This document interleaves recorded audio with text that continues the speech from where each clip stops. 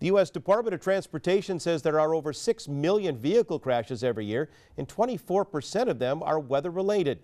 For tonight's TV6 Friday Facebook story, you wanted to know more about tips for driving in the snow and ice. TV6's Beth Cefalu joins us now with more on that story. Beth? Steve, police say that in the winter, the number of accidents triple from the snowy conditions. So what mistakes are drivers making, and what can you do to be safer in the snow? Well, we spoke to law enforcement and a driving instructor to find out. It's every driver's worst nightmare. The U.S. Department of Transportation says on average 7,000 people are killed and over 600,000 injured in weather-related crashes every year. Houghton County Sheriff's Deputy Charlie Klein says drivers need to simply drive slower. Most problems that we run into are people driving too fast for conditions.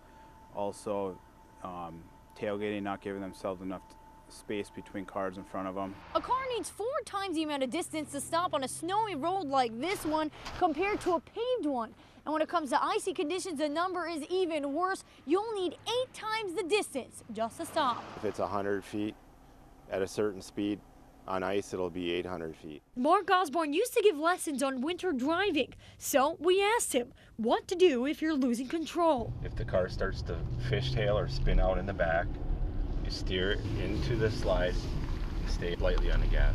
It transfers weight to the rear tires to give it more grip. He also says to look where you want to go. If they look at the snowbank, they're going to end up in the snowbank. Your body helps you out. If you concentrate on where you want to go, it'll help you get there. Other tips include slowing down before turns and investing in snow tires. Lastly, the most important tip is to always wear your seatbelt. That instructor says you can do everything right, but in certain conditions, a crash may be inevitable, and that belt could save your life. Steve? So a good idea to have a boatload of patience when you're out in the snow and ice. Absolutely. All right.